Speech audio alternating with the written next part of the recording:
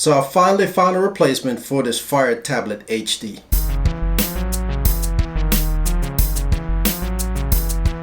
So in my previous video that I did about the Fire TV Tab, where I was thinking about replacing it, I was looking at the iPad, I was looking at the Google Slate, and I was also looking at that new Samsung tablet. But surprisingly, I did not go with any one of these tablets.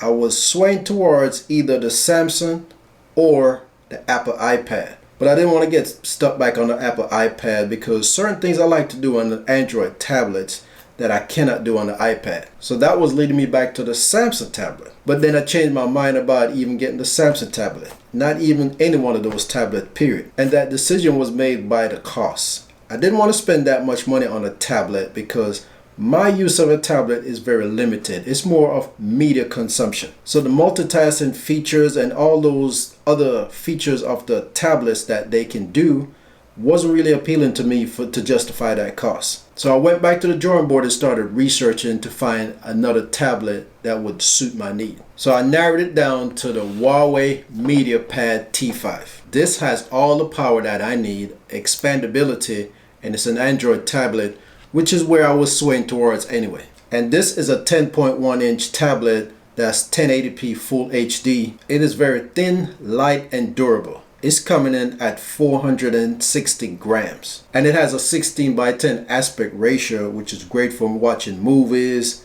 and browsing the web, which is two of the main things I'll be doing on this tablet. It has dual speaker and immersive sound. So Huawei has this high-end audio technology that makes it sound richer and give you a more immersive cinematic experience. This tablet has an octa-core processor that runs up to 2.36 gigahertz, and the memory is expandable up to 256 gigabyte by using a micro SD card.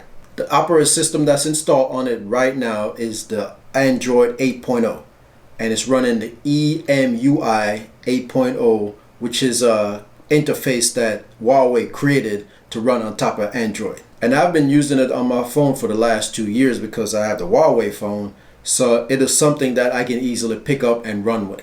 So as far as specs, this comes with Bluetooth, it comes with the GPS, it comes with Wi-Fi, it's got a gravity sensor. The rear camera is 5 megapixel, the front camera is 2 megapixel. I'm not really concerned about that because I don't plan on taking a lot of pictures with this tablet, so the camera megapixel is not really my big concern. So now it's time to do some unboxing. So let's move this one out of the way and grab our handy dandy knife over here. Cut the little plastic off here.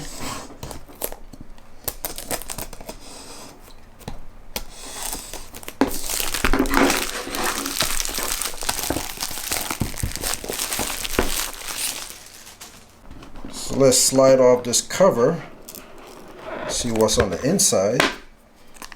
We got the tablet on top, wrapped in a little package right here with a covering. Take that off. So let's put that to the side. We have the charging adapter.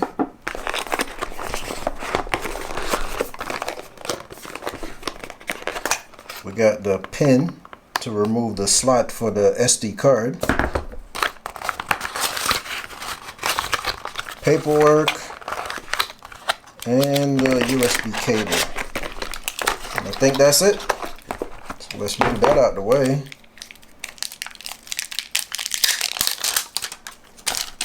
Now this doesn't look like a fast charger, it looks like a regular charger because it's kind of small compared to my phone charger. But we'll see. It didn't say anything about fast charging, so I don't really think it's a fast charger. I didn't see that anywhere in the description or the specification. But that's okay. It has a big capacitor battery. It's actually 5100 milliamps, so it should last a while, and hopefully it doesn't take forever to charge like the Fire tablet.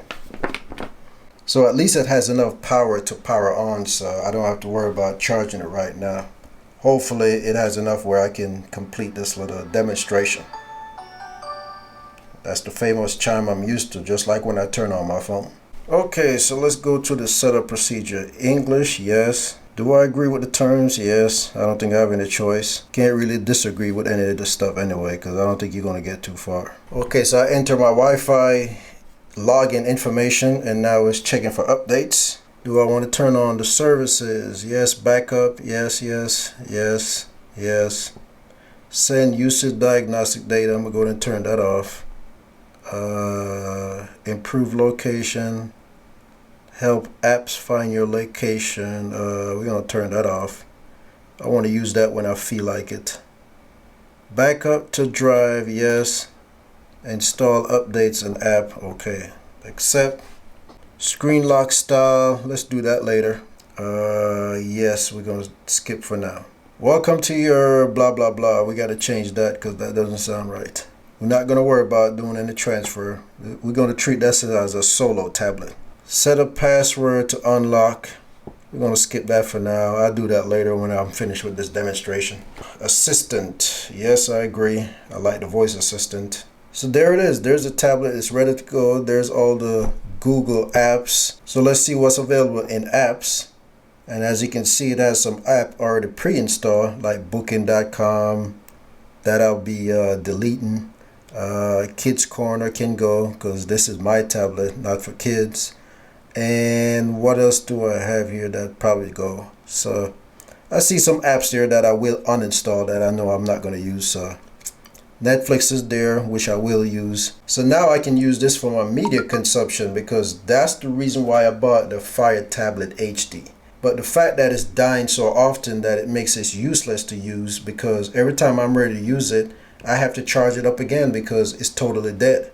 So this was going to be my new media consumption device, but I have some ideas of what I'm going to do with it in a future video. So you have to stay tuned for that one because I got a few tricks up my sleeve and you won't know it until you see that video. And unlike the Fire TV tablet that doesn't have the Play Store access, I had to do some fandangling around just to get the Play Store on there. This comes with it automatically, so I can go straight into the Play Store and start downloading apps and install them on this device. So there you have it. That was an introduction to my new tablet that replaces the Fire tablet. So hopefully this one performs better than that Fire TV tablet.